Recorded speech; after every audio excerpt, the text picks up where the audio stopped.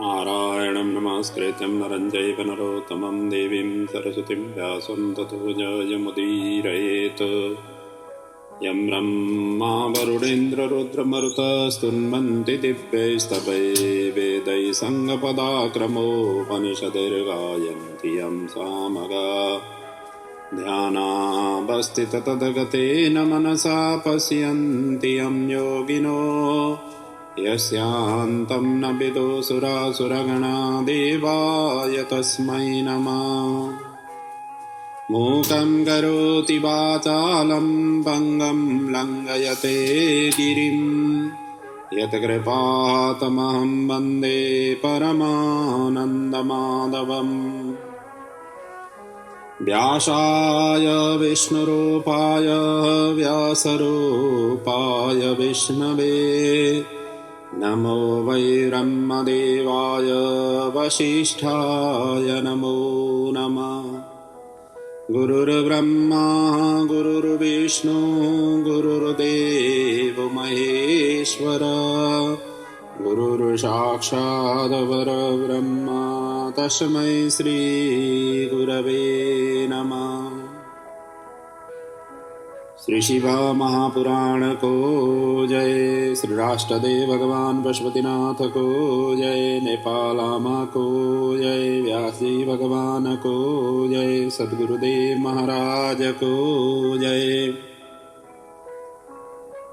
नेपाल भित्र र विश्वभरि छरिएर रहनुहुने समस्त आमा बुवा दाजुभाइ दिदीबहिनीहरूको हृदयमा विराजित राष्ट्रदेव भगवान पशुपतिनाथ स्वरूप आत्मतत्त्वलाई वन्दन गर्दै विद्वान विदुषी आचार्य गुरु चरणहरूमा वन्दन गर्दै शिव महापुराणका यी अमर कथाहरूलाई हजुरहरू समक्ष अनवरत रूपले पस्किँदै आउने क्रममा हामी कैलाश संहिता भित्रका कथा प्रसङ्गहरूका चिन्तन मनन गर्दै आइरहेका छौँ।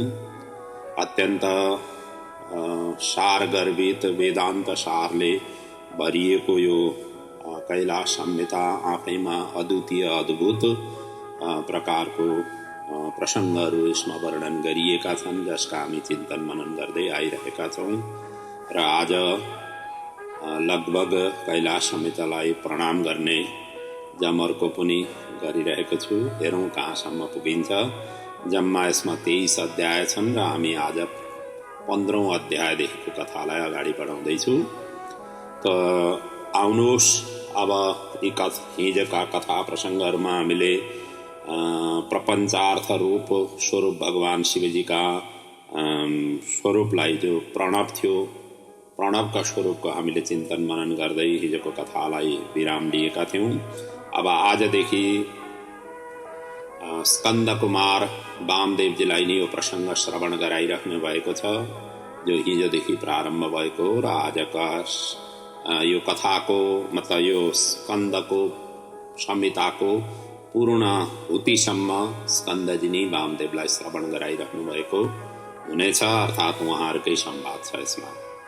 आज स्कन्दजी सुनाउनुहुन्छ वामदेवजीलाई उपासना मूर्ति वर्णन, जो सृष्टि स्थिति र संहारका कारक हुन्, त्यसको विषयदेखि आजको प्रसङ्गलाई श्रवण गराउँदै हुनुहुन्छ। यहाँ भन्नुहुन्छ स्कन्दजी, अब म सृष्टिको उत्तम स्वरूपलाई क्रमशः वर्णन गर्दछु, जुन सदाशिव र महेश आदि 4 विग्रहबाट हुने गर्दछन्। सदाशिव समष्टि स्याद आकाशाधिपति प्रभु अस्यैव व्यष्टितापन्न महेशादि चतुष्टयम्, अर्थात् अन्तरिक्षका स्वामी सदाशिव प्रभु समष्टि रूप हुन् भने महेश रुद्र ब्रह्मा विष्णु यी 4जना चाहिँ वही सदाशिवकै व्यष्टि रूप अर्थात् व्यापकता प्रदान गर्ने यी रूप हुन्। सदाशिवकै हजारौं अंशबाट महेशको उत्पत्ति भएको। अब क्रमशः यी 4वटाका स्वरूपहरूलाई यहाँ क्रमशः वर्णन गरिन्छ भन्दै स्कन्दजी यहाँ वामदेवजीलाई श्रवण गराइराख्नु भएको छ। भन्नुहुन्छ महेश्वरको सबैभन्दा पहिले वर्णन गर्दै भन्नुहुन्छ, महेश्वर सम्पूर्ण क्रियाहरूका स्वामी हुन्। इनको बायाँ भागमा माया शक्ति विराजित छिन्। ईश्वर आदि 4 इनकै विस्तृत रूप हो, जो ईश विश्वेश्वर परमेश सर्वेश्वर नामले जानिन्छन् र यो 3 भाव चक्र पनि हुन्। जबसम्म शरीरमा पुण्य र पाप रहन्छ तबसम्म नै यी रहन्छन्।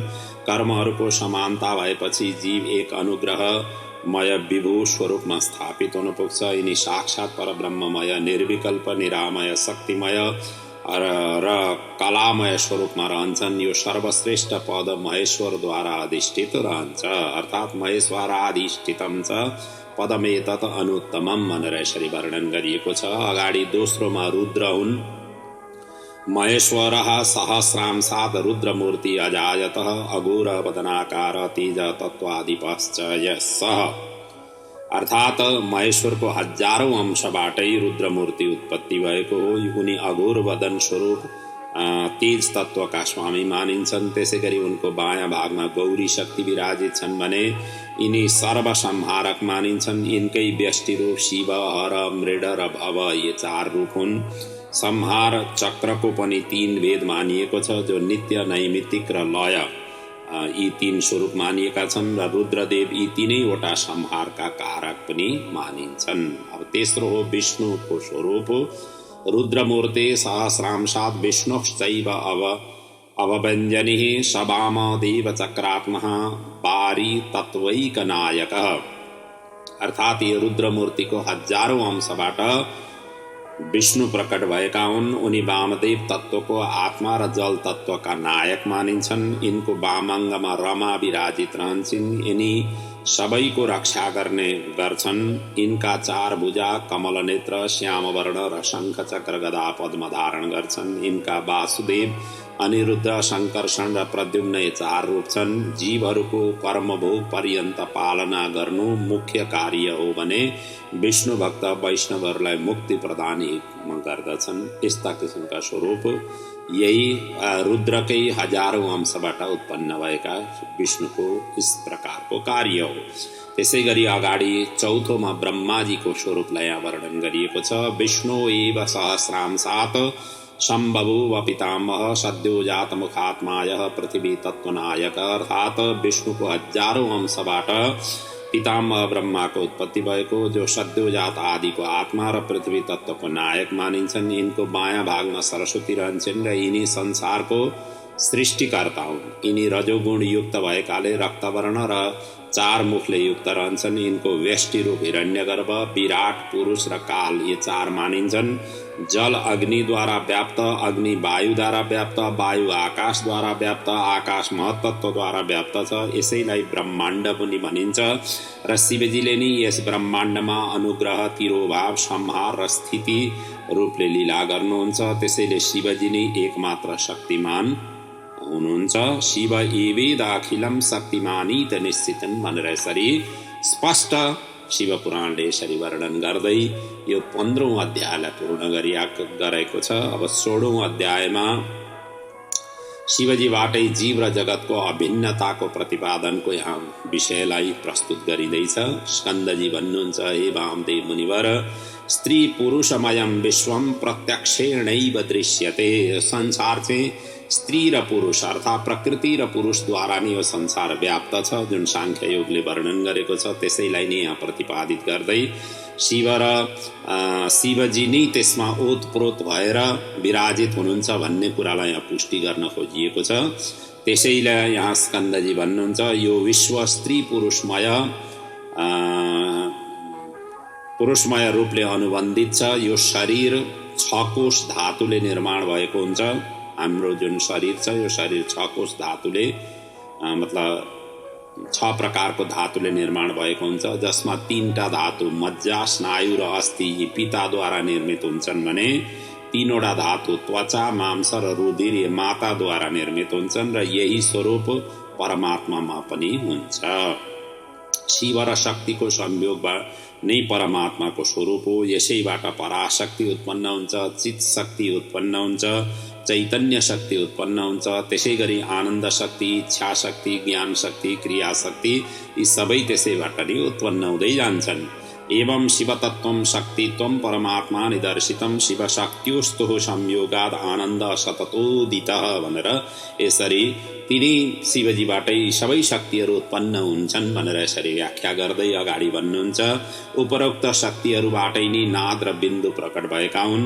इच्छा शक्तिबाट मकार, ज्ञान शक्तिबाट उकार र क्रिया शक्तिबाट आकार प्रकट भएका हुन्। यसै गरी शिवबाट ईशान, ईशानबाट तत्पुरुष, तत्पुरुषबाट अघोर, अघोरबाट सद्योजात उत्पन्न हुन्छन्, जसबाट फेरि तत्पुरुषबाट शान्ति कला, अघोरबाट विद्या कला, वामदेवबाट प्रतिष्ठा कला र सद्योजातबाट निवृत्त कला उत्पन्न हुन्छन्, जसलाई भनिएको छ ईशाना शान्ति ताख्यः कलाः जाताथ पुरुषात् उत्पद्यन्ते शान्ति कलाः विद्या अघोर समुद्भवः भनेर यसरी त्यही वाक्यलाई यहाँ यसरी स्पष्ट ढङ्गले वर्णन गरिएको छ। र यो सृष्टि शब्द, रूप, रस, गन्ध, स्पर्शले युक्त पञ्चमहाभूतहरूको नै प्रपञ्च हो। विराट रूपी सबैका संक्षेप हुन्, जसलाई ब्रह्माण्ड भनिन्छ। भूत पञ्चक रूपोऽयं प्रपञ्च परिकीर्त्यते विराट सर्व समष्ट्यात्मः ब्रह्माण्ड इति च स्फुटम्। अर्थात् पृथ्वी तत्त्वदेखि लिएर शिव तत्त्वसम्मको यो तत्त्व समूह प्रलय कालमा जीव रूप विराटमा विलय हुन्छ र सृष्टिको आरम्भ हुँदा फेरि त्यही शक्तिबाट प्रकट भएर स्थूल प्रपञ्च सृष्टि रूपले प्रलय कालसम्म स्थिर रहन्छन्। र यसरी भन्दै जाँदा अगाडि भन्नुहुन्छ अयमेव हि संसारी मायया मोहितः पशुः शिवज्ञान विहीनो हि नाना कर्म विमूढति। अर्थात् यो जीव सांसारिक शिव मायाबाट मोहित भएर मूर्खताको कारण अनेक अशुभ कर्म गरिरहन्छ। यो संसार शिवजीबाटै अलग भिन्न छैन। यदि यो जान्न सकियो भने मोह पनि हुँदैन र पास भनिन्छ माया, मायाबाट पनि मुक्त हुन्छ। जसरी जादुगर आफ्नो जादुबाट कहिल्यै पनि मोह हुँदैन, उसले देखाउने मात्रै कार्य हो, आफू त्यो माया जालमा मोहित भएर फस्दैन। त्यसरी नै ऐश्वर्य ज्ञान युक्त शिष्य पनि शिव ज्ञान प्राप्त गरेर शिवरूप नै हुन पुग्दछ। त्यसैले भनिएको छ यथेन्द्रजालिकः स्यापि योगिनः न भवेद भ्रमः। इन्द्रजाल गराउने देखाउने जादुगर जसरी मोहित हुँदैन, त्यसै गरी शिव माया प्राप्त भएको व्यक्ति पनि संसारको जो वासना जनित जुन संस्कृति चक्र छ त्यसको मायाबाट कहिल्यै पनि मोहित हुन पुग्दैन। वो शुद्ध चित्त बुद्ध आत्मा भएर सधैँ विचरण गरिरहन्छ। त्यस्तो किसिमको स्वरूपमा प्राप्त गर्नका लागि पनि शिव ज्ञान अत्यन्त जरुरी छ भन्दै यसरी स्कन्दजीले यहाँ वर्णन गर्नुभयो। अब अगाडि शिव अद्वैत ज्ञान अद्वैत स्वरूपको यहाँ वर्णन स्कन्दजी गर्दै हुनुहुन्छ वामदेवजीलाई। शिवजीको स्वरूप भनेको अद्वैत हो, जहाँ द्वैत हुँदैन, जहाँ दुईटा हुँदैन त्यसैलाई नै अद्वैत भनिन्छ। जहाँ दुई या दुईभन्दा धेर हुन्छन् त्यसलाई चाहिँ द्वैत द्वैताद्वैत भनेर यसरी सिद्धान्त स्थापित भएका छन्। अब शिवजीको स्वरूप भनेको चाहिँ अद्वैत स्वरूप हो भनेर यहाँ त्यो कुरालाई स्पष्ट गर्न खोजिएको छ अगाडिका प्रसङ्गमा। स्कन्दजी भन्नुहुन्छ हे वामदेव मुनिवर अद्वैत शिवां पादोऽयं द्वैत न सहते क्वचे द्वैतं च नश्वरं ब्रह्माद्वैत्यं परमानश्वरम्। अर्थात् यो शैव सिद्धान्त भनेको अद्वैत मतलाई मान्दछ, स्वीकार्दछ। त्यसैले यो कुनै प्रकारको द्वैत सिद्धान्तलाई स्वीकार्दैन, किनकि द्वैत भनेको नश्वर हो, विनाशी हो, नाशवान हो र अद्वैत भनेको अविनाशी हो, अचल हो, अटल हो र सदा सर्वदा स्थापित हुने तत्त्व हो। शिव तत्त्व नै सर्वज्ञ, सर्वकर्ता, सर्वेश्वर, गुणातीत र ब्रह्मादि देवताहरूका सर्जक र सच्चिदानन्द विग्रह हुन्। सर्वज्ञ सर्वकर्ता च शिव सर्वेश्वर गुणः त्रिदेव जनको ब्रह्मा सच्चिदानन्द विग्रह। त्यसरी शिवजीको सबैको सर्वज्ञ सर्वकर्ता स्वरूप नै भगवान शिवजी हुन्। शिवजी नै आफ्नो इच्छा शक्ति र माया शक्तिद्वारा संकुचित रूप धारण गरेर पुरुष भएका हुन्, साकार रूपमा प्रकट भएका हुन्। उनी 5 कलाद्वारा भोक्ताको रूपमा रहन्छन्। त्यसैले प्रकृतिस्थ पुरुष प्रकृति जन्य गुणहरूको भोग गर्दछन्। यसरी दुवै स्थानमा रहँदा पनि पुरुष कुनै प्रकारको उनी विरोध गर्दैनन्। उनी आफ्नो रूप ज्ञान आदिलाई संकुचित गर्दा पनि समष्टिवान नै रहन्छन्। इति स्थानद्वयान्तस्थः पुरुषो न विरोधकः संकुचित निज रूपाणाम ज्ञानादीनाम समष्टिमान।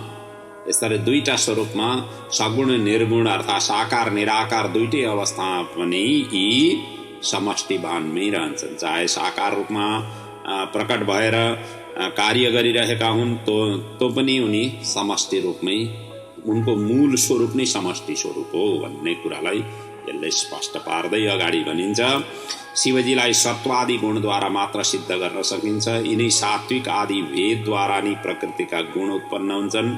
गुणद्वारा नै बुद्धि वस्तु निश्चय कारिणी उत्पन्न हुन्छन्। त्यसैबाट महत्तत्व अहंकार तत्व बुद्धि तत्व र इन्द्रिय तत्व उत्पन्न भएका हुन्। मनको स्वभाव संकल्प र विकल्प गर्ने हुन्छ। जातानि मनसो रूपम स्यात् संकल्प विकल्पकम।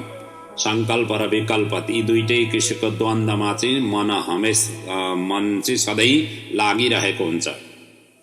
त्यसरी अगाडि भनिन्छ बुद्धि इन्द्रिय भन्नाले कान त्वचा आँखा जिह्वा र नासिका हुन् भने यिनीहरूका गुण भने क्रमशः शब्द स्पर्श रूप रस गन्ध हुन्। अर्थात् कानको काम भनेको शब्द श्रवण गर्नु हो। त्यसै गरी वैकारिक अहंकारबाट कर्मेन्द्रिय प्रकट भएका हुन् जो वाणी हात चरण गुदा र लिङ्ग हुन् भने यिनीहरूको कार्य क्रमशः बोल्नु लिनु या दिनु हिँड्नु मल त्याग गर्नु र आनन्द लिनु हो। जस्तो कि वाणीको काम भनेको बोल्नु हो। यसै गरी भूतादि अहंकारबाट तन्मात्रा उत्पन्न भएका हुन् जसका नाम छन् आकाश वायु अग्नि जल र भूमि पृथ्वी अप तेज वायु आकाश भने यिनीहरूको कार्य भनेको क्रमशः अवकाश दिनु वहन गर्नु पचाउनु वेग र धारण गर्नु। अर्थात् आकाशको काम अवकाश दिनु हो। अवकाश प्रदानं च वाहकत्वं च पावनहं संरम्भो धारणं तेषां व्यापारः परिकीर्तितः भनेर यसरी यिनीहरूकै स्वरूपलाई यहाँ वर्णन गर्दै अगाडि भनिन्छ। स्थूल प्रपञ्च रूप पञ्चमहाभूत शिवजीकै शरीरबाट उत्पन्न भएका हुन्। शिव तत्त्वदेखि पृथ्वी तत्त्वसम्मको उदय अर्थात् प्रकट तन्मात्राद्वारा नै हुन्छ। यो स्थूल सूक्ष्म संसारको सृष्टि शिवजीबाटै भएको हो जसमा नक्षत्र सहित सूर्य चन्द्र आदि ग्रहगण ब्रह्मा विष्णु महेश आदि देवता भूतगण इन्द्रादि दिक्पालगण देवता पितर असुर राक्षस मनुष्य जंगम पशु पक्षी कीट सर्प तरु गुल्म लता औषधि पर्वत नदी समुद्र यी सबै शिवमय हुन्। सर्वम शिवमयम जगत यस्तो किसिमको स्वरूप हुन् किनकि यिनीहरूको उत्पत्ति शिवजीबाटै भएको हो। यत्किञ्चित वस्तु जातम तत् सर्वम मात्र प्रतिष्ठितम। जति पनि हामी देख्दछौँ दृश्य यो जगतमा सबै शिवमय स्वरूप हुन् शिवजीबाटै प्रकट भएका हुन्। यो स्त्री पुरुष रूप संसार शिव शक्ति स्वरूप हो। शिव ज्ञानी यही भावना राखेर उपासना आराधना नित्य चिन्तन मनन गर्दै आफ्नो जीवनलाई कल्याणमय शिवजीको स्वरूपमा स्थापित गर्दै जीवनलाई अगाडि बढाइरहेका हुन्छन्। स्त्री पुरुष इदम विश्वम शिव शक्त्यात्मकम बुधैहि बुधजनहरू चाहिँ त्यसरी उपासना आराधना गर्छन्। यो चराचर सम्पूर्ण ब्रह्माण्डलाई नै ब्रह्ममय या रुद्रमय स्वरूपले नित्य उपासना गर्नुपर्दछ। त्यसैमा नि कल्याण हुन्छ। सर्वं ब्रह्मेत्योपासित सर्वं वै रुद्र इत्यपि श्रुतिराहो मुने तस्मा प्रपञ्चात्मा सदाशिवः। अद्वैत भावनाले नि जीव अगाडि गएर सदाशिवोहम सदाशिवोहम सदाशिवोहम यस्तो भावनामा पुग्दछ जसलाई ज्ञानी पुरुष निरन्तर चिन्तन गरिरहन्छन्। शिवोहम शिवोहम शिवोहम भन्दै यसरी चिन्तन गरिरहन्छन्। सम्पूर्ण चराचरको आत्मा नै सदाशिव स्वरूप हो। शिवभन्दा भिन्न केही छैन। यही वेदान्त सार हो। यसैलाई निरन्तर चिन्तन गर्नाले नै जीव शिवमय हुन पुग्दछ। अब अगाडिका स्वरूपहरू अगाडिको वर्णनमा चाहिँ अब सन्यासीहरूको शिष्यकरण विधि र योग पट्टा धारणको विधि यहाँ संक्षेपमा वर्णन गरिएको छ। जहाँ वामदेवजीले प्रश्न गर्नुभयो आत्मा ज्ञानी साधुहरूमा गुरुभाव कसरी हुन्छ, यिनीहरूको छौ र कर्म स्नान विधि कसरी सुसम्पन्न गर्नुपर्छ, मोक्ष आदिको सिद्धि कसरी हुन्छ, यसरी प्रश्न गरिसकेपछि स्कन्दजी अब यही विषयलाई प्रस्तुत गर्दै अगाडि भन्न थाल्नुभयो। योगपट्टं प्रवक्ष्यामि गुरु त्वं मे न जायते तव स्नेहाद वामदेव महत् गोप्यं विमुक्तिदम्। अब म योगपट्टको विषयमा वर्णन गर्दछु। तिम्रो स्नेहको कारणले यो विधिलाई म वर्णन गर्दछु, जुन विधि सुन्नाले गुरुत्वको प्राप्ति हुन्छ अर्थात् गुरुको स्वरूपलाई प्राप्ति हुन्छ भन्दै अगाडि भन्नुहुन्छ। यो विधि गुप्त र मुक्तिप्रद पनि हो। सबैभन्दा पहिले शुभप्रद महिनामा अब यो कहिले कसरी गर्ने अब यसैको यहाँ चिन्तन मनन अगाडि गरिएको छ कि पहिले यो शुभप्रद महिनामा वैशाख श्रावण आश्विन कार्तिक मार्गशीर्ष या माघ महिनाको शुक्ल पक्षको पञ्चमी या पूर्णिमाको दिन प्रातःकालको नित्य कर्म पश्चात गुरुजीको आज्ञा अनुसार पर्यक शौच, अब यसलाई चाहिँ भनिन्छ यो सन्यास पद्धतिमा यसको वर्णन पाइन्छ, गरेर भिजेको वस्त्रले अङ्गलाई पुछेर दुना डोरा बाँधेर वस्त्र धारण गर्नुपर्दछ। अब यो पर्यक शौचको विधिको यो क्रम गर्नुपर्ने हुन्छ।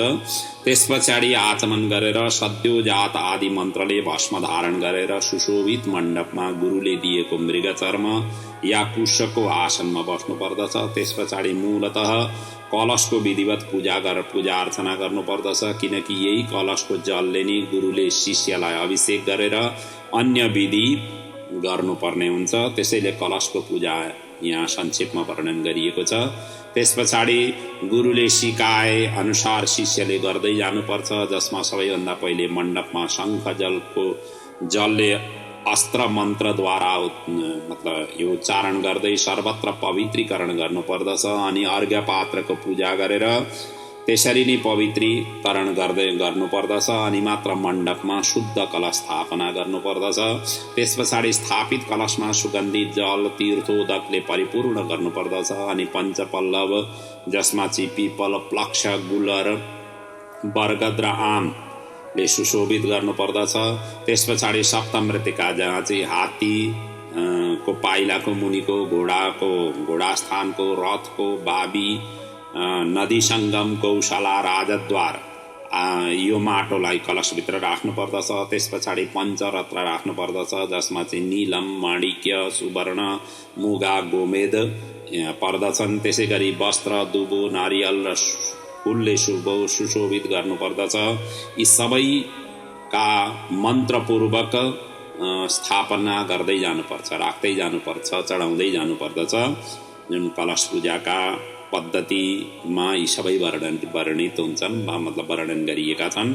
त्यस पछाडि गुरुले त्यही कलशमै आधार शक्तिबाट आरम्भ गरेर पूजा विधानको अनुसार पञ्चावरण देवताहरूको आवाहन पूर्वक पूजा अर्चना गर्नुपर्दछ। आधार शक्ति आरभ्य योजनाक्त विधानतः पञ्चावरण मार्गेण देवम् आवाह्य पूजयेत। जुन देवी देवताको स्वरूप, अब एउटा अलग्गै यहाँ आइहाल्यो प्रसङ्ग, जुन देवी देवताहरूको स्वरूप हामीलाई थाहा छैन, फोटो मूर्ति केही पनि हामीलाई थाहा छैन, त्यस्ता देवी देवताहरूलाई कहाँ पूजा गर्ने भन्दाखेरि कलश स्थापना गरेर कलशमै आवाहन गरेर पूजा गर्न सकिन्छ। त्यसैले यहाँ कलशको पूजाले ती सबै जुन स्वरूप हामीलाई थाहा छैन, नाम मात्रै थाहा छ, त्यसको आकार प्रकार हामीलाई थाहा छैन, न फोटो छ न मूर्ति छ, त्यस्ता देवी देवताहरूलाई यदि पूजा गर्नु पर्यो भनेदेखि कलश स्थापना गरेर त्यो भावना तिनै देवी देवताका नाम लिएर त्यहाँ स्थापित गरेर पूजा अर्चना गर्न मिल्छ। एउटा कलशमा छ, एउटा शालिग्राममा, अर्को सूर्य नारायणमा त्यही स्वरूपलाई चिन्तन गरेर पूजा अर्चना गर्न मिल्छ, र जलमा यसरी वर्णन गरिएका छन्। त्यसरी यहाँ यही भनिया छ, पञ्चावरणको पूजाको विधि पनि त्यही कलशमै गर्ने, आधार शक्तिदेखि लिएर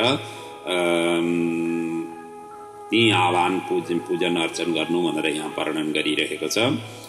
त्यस पछाडि खीरको नैवेद्य अर्पण गरेर ताम्बुल आदि चढाउनु पर्दछ। फेरि शिवजीका अष्टनामले पूजा गरेर अभिमन्त्रित गर्नुपर्दछ। 108 प्रणवले ईशानादि पञ्चब्रह्मको मन्त्रले कलशको पूजा गरेर कुशले ढाकिदिनुपर्छ अनि धूपदीप नैवेद्य प्रदान गर्नुपर्दछ। त्यस पछाडि गुरुले शिष्यलाई ईशान कोणमा सुन्दर चौकीमा बसाएर अभिमन्त्रित कलशको जलले शङ्खको माध्यमद्वारा स्वस्ति वाचन पूर्वक अभिषेक गर्नुपर्दछ। ततः कुम्भं समुत्थाप्य स्वस्ति वाचन पूर्वकम अभिषिञ्चित गुरुः शिष्यं प्रादक्षिण्येन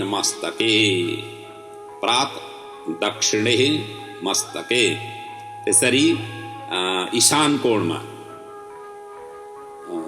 शिरदेखि त्यसरी अभिषेक गर्नुपर्दछ। त्यस पछाडि कौपिन्दु पट्टा धारण गराएर भस्म लगाएर पुनः शिष्यलाई मण्डप प्रवेश गराउनु पर्दछ। पूर्वाभिमुख शिष्य बसेपछि गुरुले त्यति बेला भन्नुपर्दछ अमलात्मा भवेतीतम,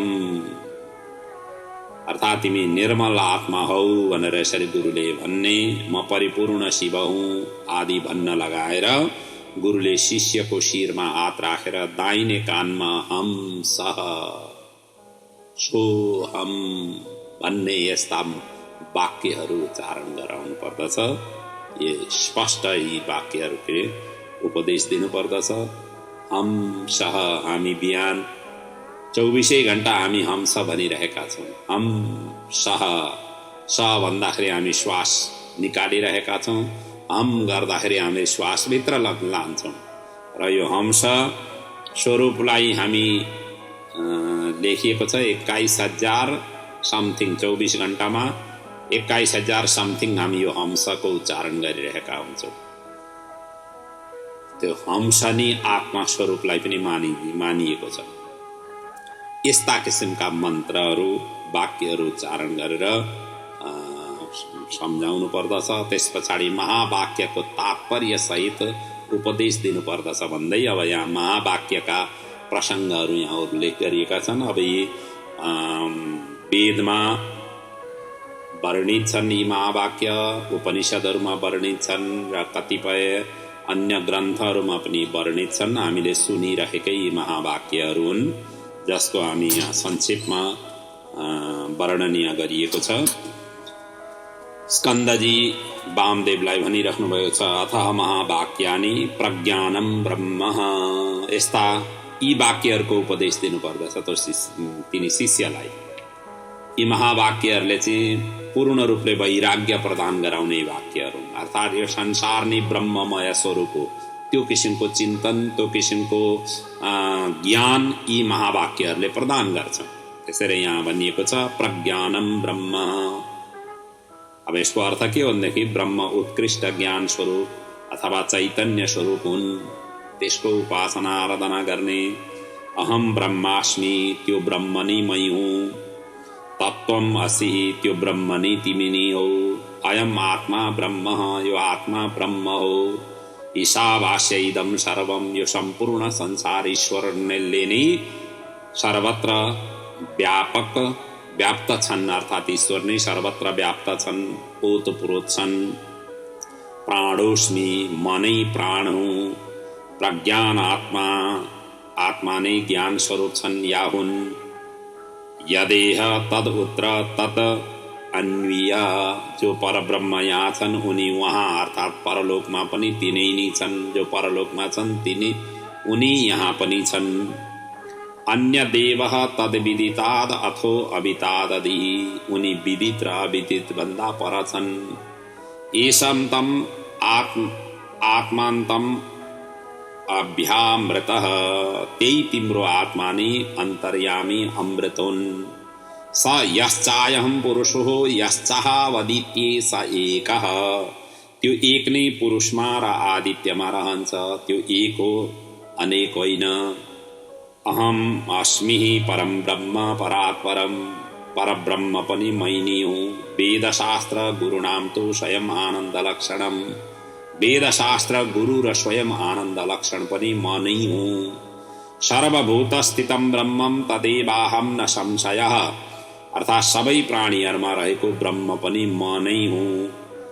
तत्त्वस्य प्राणो अस्मि पृथिव्याः प्राणो अस्मि तत्त्वको प्राण र पृथ्वीको प्राण पनि म नै हुँ। अपां च प्राणो अहम् अस्मि तेजश्च प्राणो अहम् अस्मि वायुश्च प्राणो अहम् अस्मि आकाशस्य प्राणो अहम् अस्मि त्रिगुणस्य प्राणो अहम् अस्मि। अर्थात् जलको, तेजको, वायुको, आकाशको र त्रिगुणको प्राण पनि म नै हुँ। सर्वोऽहं सर्वात्मको संसारी यद्भूतं यच्च भव्यं यत् वर्तमानं सर्वात्मकत्वात् द्वितीयो अहम्। अर्थात् म नै सबै थोक हुँ, सर्वात्मक हुँ। यो संसारको भूत भविष्य वर्तमान पनि म नै हुँ। सर्वात्मक भएकोले म अद्वितीय हुँ। सर्वं खल्विदं ब्रह्म, निश्चय नै यो सबै थोक ब्रह्म रूप हो। सर्वोऽहं विमुक्तोऽहं, म नै सर्वस्वरूप हुँ, मुक्त हुँ। योऽसौ सोऽहम् अंशः सोऽहम् अस्ति। जो यो छ त्यो म हुँ, जो म छु त्यो ऊ हो। यस्तो भावना राखेर सर्वत्र ध्यान चिन्तन मनन गर्दै आत्मकल्याण गरिरहनु पर्दछ। यी वाक्यहरू चाहिँ गुरुले त्यहाँ शिष्यलाई प्रदान गर्नु पर्दछ। अब यी वाक्यहरू सबै सम्पूर्ण ब्रह्माण्ड नै प्रभुमय हो, एउटा यो शिक्षा दिएको छ। त्यही प्रभुभित्र विराजित हरेक जीवात्मा नै प्रभुमय स्वरूप हुन्। त्यसै र म नै प्राण हुँ, म नै पृथ्वी हुँ, म नै जल हुँ भन्नुको अर्थ सर्वत्र म पनि व्यापक छु। प्रभु जसरी व्यापक हुनुहुन्छ, प्रभुबाटै हामी सबै सिर्जित हौँ र प्रभुमै गएर विलय हुन्छौँ भन्ने यस्तो किसिमको विराटमय जुन चिन्तन छ, व्यापकताको जुन स्वरूप छ, त्यस्तो किसिमको भाव शिष्यमा जागृत गराउनका लागि यी महावाक्यहरूका नित्य चिन्तन मनन गर्ने उद्देश्यले यसरी उपदेश दिनुपर्दछ। त्यस पछाडि गुरुले शिष्यलाई शिक्षा दिँदै भन्नुपर्छ, राग द्वेष आदि द्वेष रहित भएर शिव ध्यान पूजन अर्चन पाठ नित्य गरिरहनु, बिना शिवार्चन कहिल्यै पनि भोजन नगर्नु, गुरुमा भक्ति र श्रद्धा अटल राख्नु भनेर यसरी उपदेश दिनुपर्दछ। अनाभ्यर्च शिवम जातो मा भुङ्क्ष्वा प्राण संशयम गुरु भक्तिम समास्थाय सुखिम भव भनेर यसरी उपदेश दिनुपर्छ। अर्थात् शिवजीको पूजा नगरिकन प्राणै सङ्कटमा परो भने पनि भोजन चाहिँ नगर्नु। अर्थात् शिवजीलाई पहिले महामनुस्मर युद्ध छ, जसरी भगवान श्रीकृष्णले अर्जुनलाई भन्नुभयो मलाई स्मरण गरेर युद्ध गर भनेर जसरी गीतामा उपदेश दिनुभयो, त्यही किसिमको यो भगवानलाई स्मरण गरेर कार्य गरिसकेपछि ती कुनै पनि विघ्नहरू त्यहाँ आउँदैनन्, सबै भगवान नै सम्हालिदिनुहुन्छ। भगवानलाई भुल्दाखेरि मात्रै हामीले समस्या भोग्ने हो। भगवानलाई भुलिएन भनेदेखि, निरन्तर सम्झिराखियो भनेदेखि हाम्रा सबै कार्यहरू पारङ्गत हुँदै जान्छन्। गर्ने गराउने सबै भगवान, हामी होइनौँ। तर हामी त्यसो गर्दैनौँ, हामी नै हौँ भन्ने भावनाले अभिप्रेरित भएर कार्य गरिरहेका हुन्छौँ। अनि मात्रै हामीलाई दुःख सुख यी सबै चिज हामीले भोग्नु पर्दछ। जब ये सबै प्रभुका हुन्, प्रभुले नै गराएका हुन्, प्रभु नै गराइराख्नु भएछ, प्रभुकै मै हुँ, म नै प्रभु हुँ, यस्तो भावना राखेर आचरण व्यवहार गर्दाखेरि व्यक्ति कहिल्यै पनि दुःख क्लेश सङ्कट त्यस्तो किसिमको अवस्थाबाट गुज्रिरहनु पर्दैन। अनि अगाडिका प्रसङ्गमा वर्णन गरिएको छ, यतिको क्षौर कर्म र स्नान विधिको यहाँ वर्णन गरिएको छ। अर्थात् जो सन्यासी, जो गुरु, जो आचार्य हुन्छन्, तिनीहरूको स्वरूपलाई यहाँ वर्णन गर्दै भनिन्छ, हे वामदेव मुनिवर, योगपट्ट सन्यास विधिवत धारण गरेपछि ती सन्यासीले अर्थात् यतिले विधिवत क्षौर कर्म गर्नुपर्दछ। त्यस पछाडि जलाशयमा गएर माटो शरीरमा लगाउँदै विधिवत स्नान गर्नुपर्दछ। गुरुले भने बमोजिम नियमहरू पालन गर्दै भिक्षाटन र त्यही भिक्षाटनकै वृत्तिबाट जीविकोपार्जन गर्नुपर्छ। भिक्षा पहिले गुरुजीलाई अर्पण गरेर मात्रै ग्रहण गर्नुपर्दछ। र यतिले गर्नुपर्ने 4 कर्म, त्यस्ता सन्यासीहरूले 4वटा कर्म के गर्ने भन्दाखेरि शौचम स्नानम तथा भिक्षाम नित्यम एकान्त सेवनम भिक्षुः 4 कर्माणि पञ्चमम नैव विद्यते। यी 4वटा काम गर्ने के? नित्य शौच, स्नान, भिक्षा र एकान्तवास, यी चारवटा काम हमेशा यतिले सन्यासीले गर्नुपर्छ। त्यसै गरी यी चारवटा मात्रै पात्र लिनुपर्छ सन्यासीले। के आलम्बु वेणु पात्रम च दारवम मृण्मयम तथा भिक्षु चत्वारि पात्राणि पञ्चमम नैव विद्यते। अर्थात् बाँसको तुम्बा, लकडीले बनेको जुन तुम्बा, बाँसले बनेको जुन तुम्बा, जसलाई हामी गाउँघरमा बाँसकै उसबाट हामीले ढुङ्ग्रो बनाउँछौँ, गाई दुहुने, भैँसी दुहुने त्यस्तो ढुङ्ग्रो बनाउँछौँ, हो त्यस्तो तुम्बा लिनु अरे सन्यासीले। अनि डालो या त्यस्तै प्रकारको जुन चोया, बाँसका चोयाहरूले बनाइन्छ त्यस्तो किसिमको डालो टाइपको त्यस्तो किसिमको लिनु। अनि अगाडि भनिएको छ दारवम मृण्मयम तथा वेणु पात्रम भनेको त्यही भयो डालो।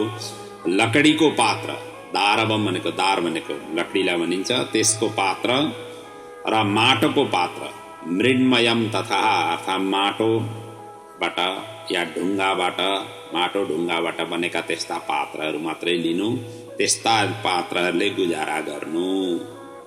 पानी चाहियो भने ढुङ्ग्रोको, केही सामानहरू राख्नु पर्यो भने डालोमा राख्नु पर्यो। अनि दाउराको पात्र, त्यस्ता किसिमका केही चिजहरू राख्नु, दाउराहरू भए। अर्थात् यी जमिनबाट निस्केका यी लता कुञ्ज, वृक्ष आदिको सहारा लिएर राख्नु पर्दछ। अन्य चिजहरू, पात्रहरू लिनु हुँदैन, यसरी भनिएको छ है। अनि त्यसै गरी यतिले 6 काम गर्नु हुँदैन, कहिले पनि भुलेर यी काम नगर्नु। ताम्बुलम तैजसम पात्रम रेतः सेकम सीताम्बरम दिवा स्वापो विनक्तान्नम यतीनाम षड्विवर्जिता।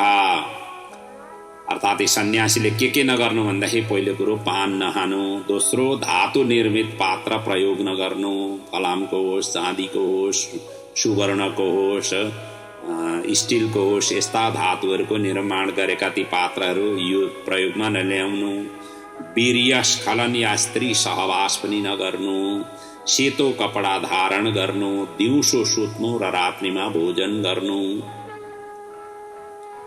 यी कार्यहरू चाहिँ सधैँ वर्जित हुन्छन्।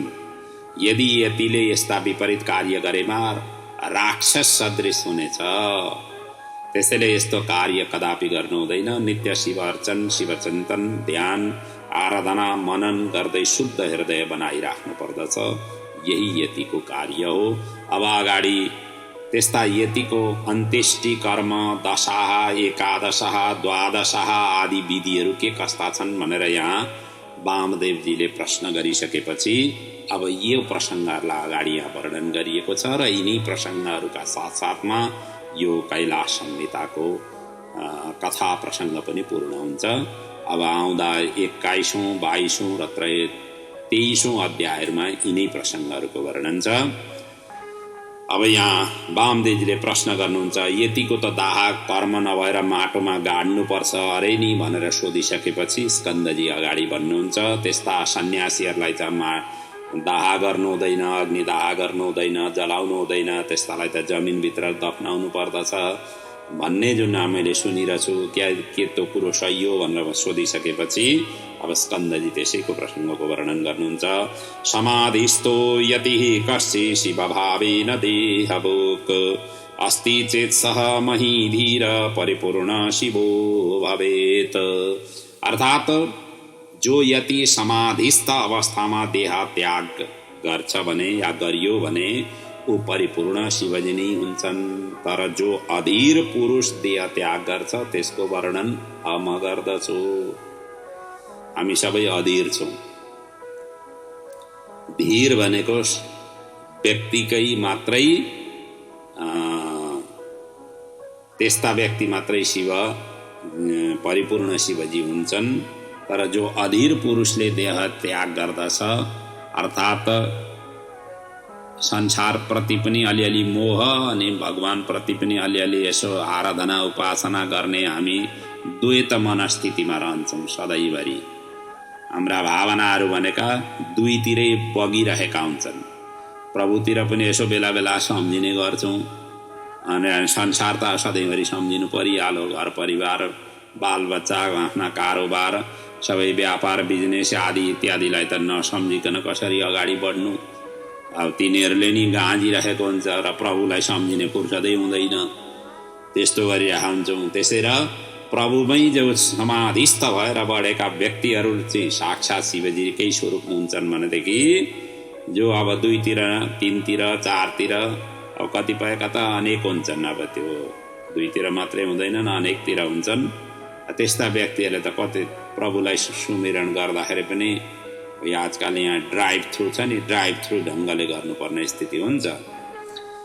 अगाडि अब तिनीको वर्णन यहाँ जुन अधीर पुरुषले देह त्याग गर्छ त्यसको विषयमा यहाँ वर्णन वामदेवजी स्कन्दजी वर्णन गरिराख्नु भएको छ। यदि शरीर दुर्बलताको कारण धैर्य धारण गर्न असमर्थ भएमा शिवजीको ध्यान गर्दै शरीरलाई छोडिदिनुपर्छ। यस्तो अवस्थामा सदाशिवको कृपाले नन्दीद्वारा प्रेरित यतिलाई लिन प्रसिद्ध 5 अतिवाहिक देवताहरू पठाउनुहुन्छ र तिनीहरू आउँछन्। सदाशिवानुग्रहतो नन्दिनः प्रेरितः मुनिः अतिवाहिकरूपिण्यो देवता पञ्चविस्तृतः। यी 5 अतिवाहिक देवताहरूलाई पठाउनुहुन्छ र यी अतिवाहिक भन्नाले स्थूल शरीरलाई छोडेर वायुमय शरीर धारण गरिसकेपछि त्यसलाई लिनका लागि चाहिँ यी अतिवाहिक स्वरूपका शिवजीका यी सदाशिवको कृपाले नन्दीद्वारा प्रेरित यी अतिवाहिकहरू चाहिँ आउँछन्। अब ती अतिवाहिक पनि यसरी वर्णन गरिएको छ। दीनाभिमानी, निशाभिमानिनी, शुक्लपक्षाभिमानिनी, कृष्णपक्षाभिमानिनी, उत्तरायणाभिमानिनी, दक्षिणायणाभिमानिनी आदि नामले प्रसिद्ध छन्। यी अतिवाहिका नाम हुन् र कर्मको अनुष्ठानमा लागेका या प्रवृत्ति मार्गमा लागेका जीवहरू चाहिँ पुण्यको प्रतापले स्वर्ग आदि लोकमा जान्छन् र यथोक्त भोग ऐश्वर्यलाई उपभोग गरेर पुण्य क्षय भएपछि पुनः पूर्ववत मनुष्य लोकमा जन्म ग्रहण गर्न पुग्छन्। जसलाई गीताले पनि भनेको छ, तेतुम भुक्त्वा स्वर्गलोकम विशालम शीर्णे पुण्य मर्त्यलोके विसन्ति। गीताले पनि त्यही कुरोलाई भनिया छ। त्यसै र यहाँ पनि भनिया छ, भुक्त्वा योगान यथोक्तांश ते तत् पुण्य क्षय पुनः मानुषाम लोक आसाद्य भजते जन्म पूर्ववत। पहिलेकै जस्तो जन्म फेरि ग्रहण गरेर आफ्नो जीवन यापना गर्दछन्, अर्थात् स्वर्ग आदि लोकमा गएर आफ्नो कर्म पुण्य क्षय भएपछि यसरी आउँछन्। र सन्यासी भने सबै कर्मलाई त्याग गरेर भगवान शिवको आश्रय लिएका हुन्छन्। त्यसै र उनीहरूको शरीरलाई जलाइँदैन, उनीहरूको दुर्गति पनि हुँदैन, उनीहरूलाई देवयजन गरिन्छ। अब यो देवयजन भनेको चाहिँ फाल्टो खनेर पुरिदिनु हो, यसलाई देवयजन भनिन्छ। सन्यासीको शरीरलाई पूर्ण माटो खनेर बनाइने खाल्डोलाई नै देवयजन भनिन्छ। देवयजनमा राखेर विधिवत पूजा अर्चना गरेर सन्यासीको मृत शरीरलाई पुरिन्छ। अब यो कसरी गरिन्छ यसको यहाँ अगाडि वर्णन आउँछ। सन्यासीको शव संस्कार विधि अब कसरी गर्ने भन्दाखेरि सन्यासीको पुत्र या शिष्यले मरणोपरान्त शवलाई यथोचित उत्तम संस्कार गर्नुपर्दछ, या त शिष्यले या पुत्रले गर्नुपर्दछ। सबैभन्दा पहिले शवलाई शङ्ख जलले रुद्राष्टाध्यायी जो नमक र चमक ले भरिएका छन् ती पाठ गर्दै अभिषेक पूजन अर्चन नूतन कौपिन धारण सहित वस्त्र धारण भस्म लेपन त्रिपुण्ड धारण पुष्प पुष्पमाला रुद्राक्ष रुद्राक्ष पनि छातीमा कण्ठमा शिरमा हातमा जुन कलाई जस्तो राख्ने र कानमा धारण गराएर धूप दीप नैवेद्य अर्पण गर्नु पर्दछ र सुन्दर रमणीय रथमा राखेर गाउँको परिक्रमा गर्दै पूर्व या उत्तर दिशामा गाउँको बाहिर लैजानु पर्दछ। अनि यसरी गाउँको बाहिर पवित्र वृक्षको नजिक सन्यासीको दण्ड झैं जति सन्यासीले धारण गरेको जुन दण्ड छ त्यत्रै लम्बाई चौडाई र गहिराईको देवयजन तयार गर्नु पर्दछ। अनि त्यस पछाडि प्रणव र व्याहृति मन्त्रले देवयजनलाई प्रोक्षण गर्नुपर्दछ। अनि समी पत्र बिल्व पत्र सुन्दर पुष्प उत्तराग्र कुश मृग चर्म या वस्त्र भिक्षाएर सबलाई पूर्वाभिमुख योगासनमा बसाउनु पर्दछ। पूर्वतिर फर्काएर योगको आसनमा त्यसरी यतिलाई बसाउनु पर्छ, त्यस्तो सन्यासीलाई। अनि त्यस पछाडि चन्दन पुष्प आदिले पूजा अर्चन गर्नु पर्दछ। अनि विष्णुः हव्यमिदिं रक्षस्व यो मन्त्र उच्चारण गर्दै दाहिने हातमा दण्ड राखिदिनु पर्दछ। प्रजापतिन देवः अन्यन्यो विश्वरूपाणि परिता बभूवः यो मन्त्रले देब्रे हातमा जल सहित कमण्डलु राखिदिनु पर्दछ।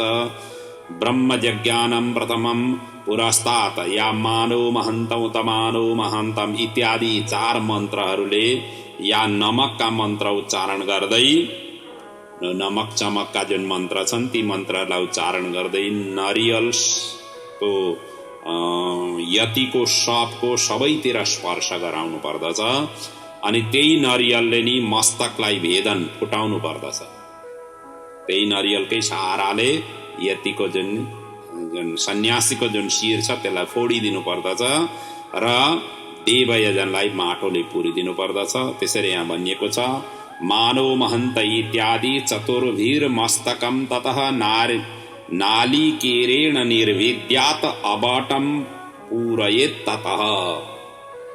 तो नारिकेल अर्थात त्यही नरियलले नि शिर फोडेर निर्विद्यात अर्थात फोडेर चाहिँ अबटम पूरयेत ततः, तो अबट अर्थात तो देवयजनलाई चाहिँ फेरि माटोले पुरिदिनु पर्दछ।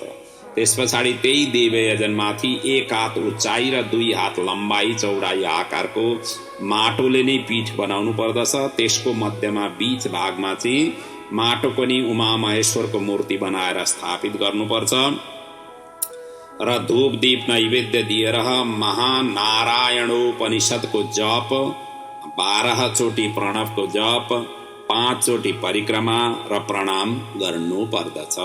त्यस पछाडि सन्यासीको तृप्तिका लागि नारायण बलि, तर्पण, धूप दीप नैवेद्य, पायसको बलि र ओम ब्रह्मणे नमः मन्त्र उच्चारण गर्दै ब्राह्मीभूत सन्यासीलाई शङ्खले 8 चोटि अर्घ जल दिनु पर्दछ र यो प्रक्रिया 10 दिनसम्म निरन्तर त्यहाँ गर्नु पर्दछ।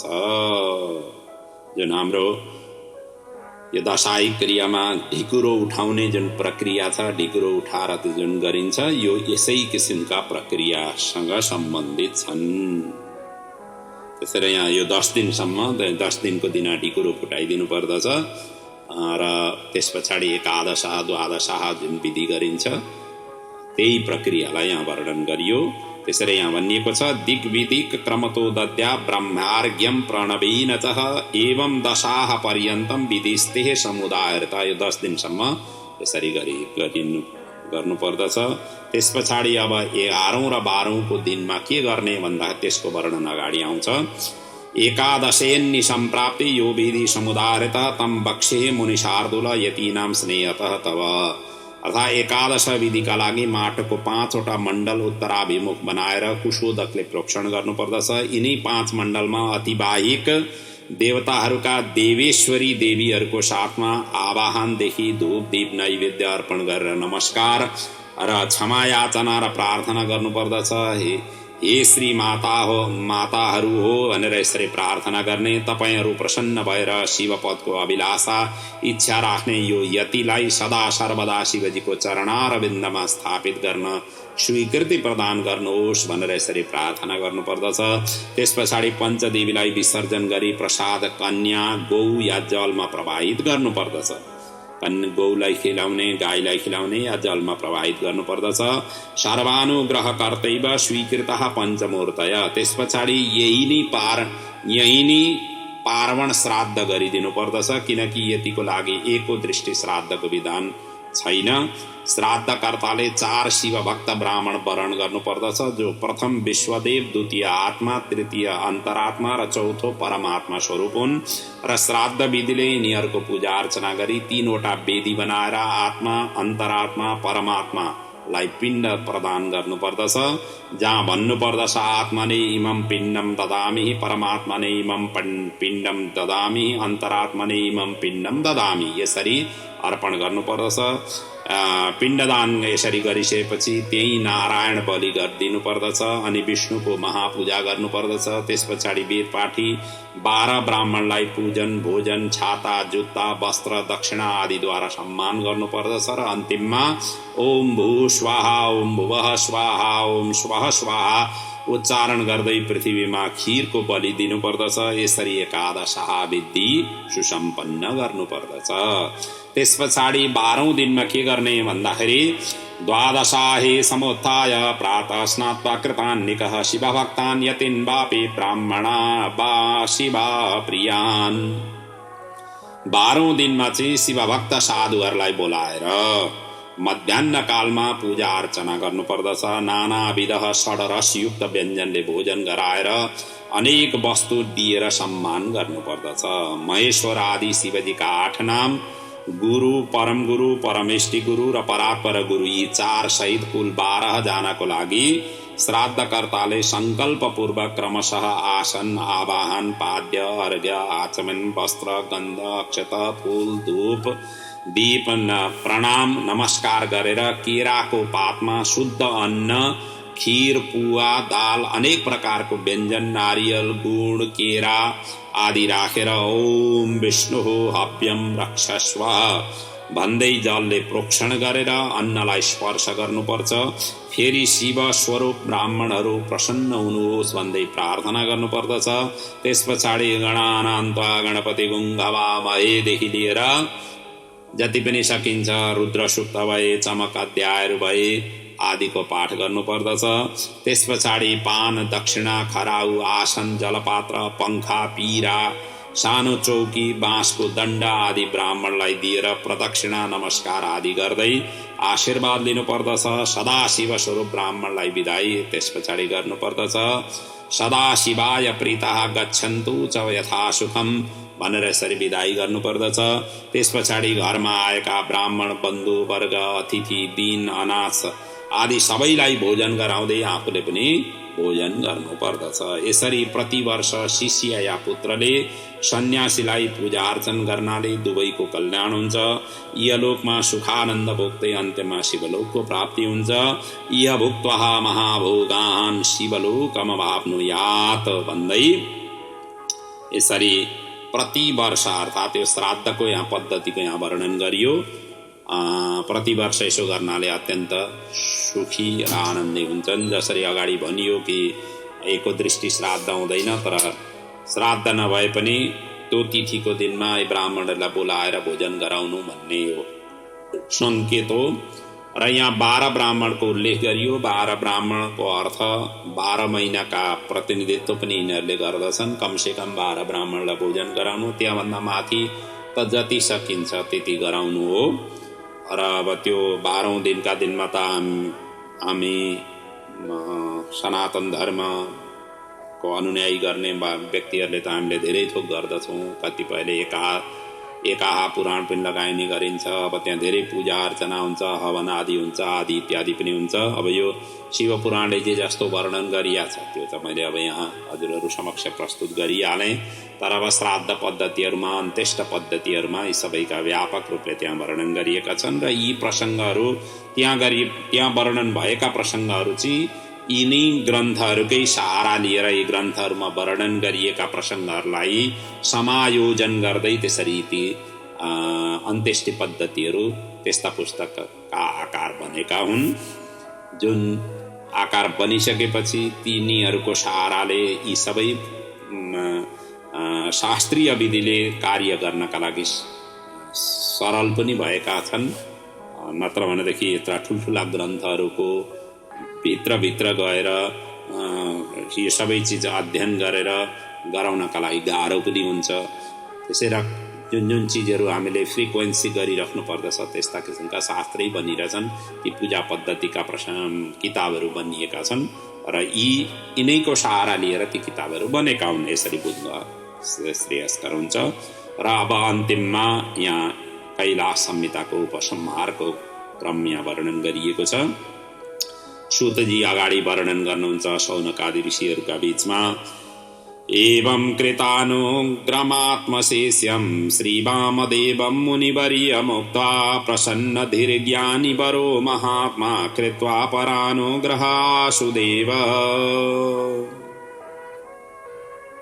यहाँ सुजी भन्नुहुन्छ, स्कन्दजीले आफ्ना शिष्य वामदेवजीसँग फेरि भन्नुभयो, यो संहितालाई तपाईले सनत कुमारलाई, उनीहरूले व्यासजीलाई, उनीहरूले सुखदेवजीलाई वर्णन गर्नुभयो, जसका पनि अगाडि गएर चार शिष्यमा प्रचार हुन पुग्यो। जस्तो कि वामदेवजीका अगस्त्यश्च पुलस्त्यश्च पुलः क्रतुरेव च, व्यासजीका वैशम्पायनैव स्यात् पहिलो जैमिनिरेवचः सुमन्तोश्चेति चत्वारो व्यास शिष्या महोजसाः। सनत कुमारका यिनका पनि चारवटा भए, सनक, सनन्दन, सनातन र सनत सुजाति 4 शिष्यमा प्रचार भयो। सुखदेवजी का पनि यिनका पनि गुरु, परम गुरु, परात्पर गुरु र परमेष्टि गुरुमा प्रचार हुन पुग्यो। त्यसपछि त्यो शिष्य प्रशिष्य हुँदै यो संहिताले व्यापक रूप लिँदै गयो र यस मार्गमा लाग्ने जति सबै शिवोहम अस्मि, शिवोहम शिवोहम भन्दै शिवरूप हुन्छन्। तस्माद् एनैव पथागतः शिवम शिवोहम अस्मीति शिवो भवेति यति। त्यसपछि यसरी वर्णन गर्दै अन्तिममा स्कन्दजी विदा भएर कैलाशतिर लाग्नुभयो। कैलासम शिखरम प्रापः कुमारम शिखरावृतम। कालान्तरमा वामदेवजी पनि शिष्यगण सहित कैलाशमा जानुभयो। शिव शिवाको चरण स्पर्शन दर्शन नमन गर्दै स्कन्दको स्तुति गर्दै वहीं बस्न थाल्नुभयो। पूर्वानुग्रह आसाद्य तत्रैव न्यवसत् सुखम, त्यही बस्न थाल्नुभयो। सुतजी पनि नैमिषारण्यवासी मुनिहरूलाई मुक्तिप्रद तारक मन्त्र जप र विश्वेश्वरको चरण भक्ति सुख प्राप्त होस् भन्दै, पुनः तपाईहरूसँग मेरो मिलन होस् भन्दै गुरुचरणको सेवाका लागि बद्रिकाश्रम जान अनुमति माग्दै यो कुमार संहितालाई यसरी पूर्ण गराउनुहुन्छ र भन्नुहुन्छ, अहम गुरुपदाम्बोज सेवायै बादराश्रमं गमिष्ये भवतां भूय सतसम्भाषणमस्तु मे। हामी फेरि भेटेर फेरि हामी वार्तालाप गर्नेछौँ, अर्थात् यस्ता शास्त्रीय चिन्तन मनन गर्नेछौँ। अहिले चाहिँ बद्रका आश्रममा म जाँदैछु भनेर यसरी बिदा लिएर त्यहाँ जानुभयो र म पनि अब हजुरहरूसँग यो कैलाश संहिताको यसका अति अद्वितीय दिव्यतम यी प्रसङ्गहरूका, जुन वेदान्त सारले भरिएका यी कथाहरूका प्रसङ्गहरूलाई हजुरहरूका श्रवणेन्द्रियका माध्यमबाट हृदयमा विराजित राष्ट्रदेव पशुपतिनाथ स्वरूपात्मा तक पुग्न सकोस् भन्ने अभिलाषा र आकांक्षा राख्दै यहाँहरूको जीवन सुखद रहोस्, सानन्दमय जीवन व्यतीत गर्न भगवान शिवजीले नित्य निरन्तर आशीर्वाद प्रदान गर्नुहोस् र आफ्ना पूर्वजहरूको नित्य उहाँहरूको दिव्य गति प्राप्त होस्, आउँदा सन्ततिहरू सुयोग्य बनेर अगाडि बढुन्, आफ्नो जीवन सुखद रहोस्, आनन्दमय रहोस्, निरोगी काया यथेष्ट माया भनेर भनिएको छ। काया निरोगी रहोस् र यथेष्ट माया भगवानले सबैतिरबाट परिपूर्ण गराउन् र जीवनको यो हुन त यो कैलाश संहिता एक किसिमले हामीले जति पनि चिन्तन गर्यौँ वैराग्य परक नै छ। यो पुराण ग्रन्थहरू प्रायः वैराग्य परक नै शिक्षा प्रदान गर्छन्। जबसम्म वैराग्य संसारबाट आउँदैन तबसम्म भगवानको प्राप्ति हुँदैन भनेर सबै ग्रन्थहरूले भनेकै छन् र त्यति हुँदाहुँदै पनि अब संसार पनि चलाउनु पर्ने हुन्छ, संसारमा पठाउने पनि भगवान नै हो, संसारबाट मुक्ति दिलाउने पनि भगवान नै हो।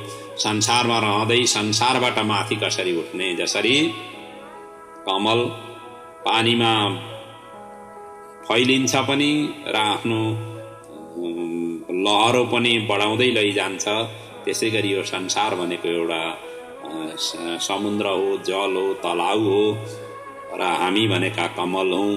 त्यसै गरी यो संसारमा विचरण गर्न सकियो भनेदेखि संसारको पनि आनन्द उपभोग गर्न सहज हुन्छ र प्रभु परमात्माको पनि चिन्तन आराधना उपासना गर्नका लागि सहज र सरल हुन्छ र त्यही नै हामी सबै जीवात्माहरूले गरिदिनु पर्दछ, हामी प्राणी मात्रले गर्नुपर्दछ।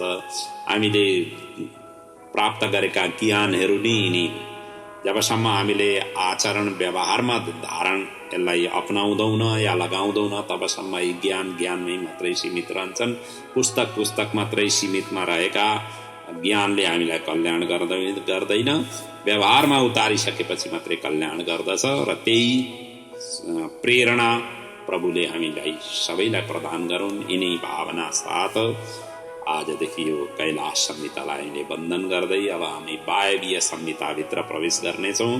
भोलिदेखि बडा अद्वितीय अद्भुत प्रसङ्ग वायवीय संहिताभित्रका छन्, जसका हामी चिन्तन मनन गरेर अत्यन्त आनन्द रूपले शिव गाथालाई स्मरण गर्नेछौँ।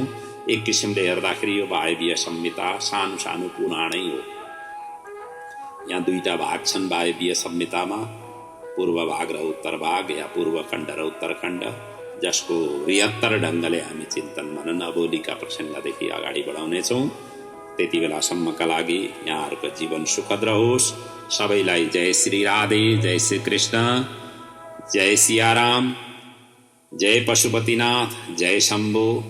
ओम पूर्णमदः पूर्णमिदं पूर्णात् पूर्णमुदच्यते पूर्णस्य पूर्णमादाय पूर्णमेवावशिष्यते। ओम शान्तिः शान्तिः शान्तिः। ओम।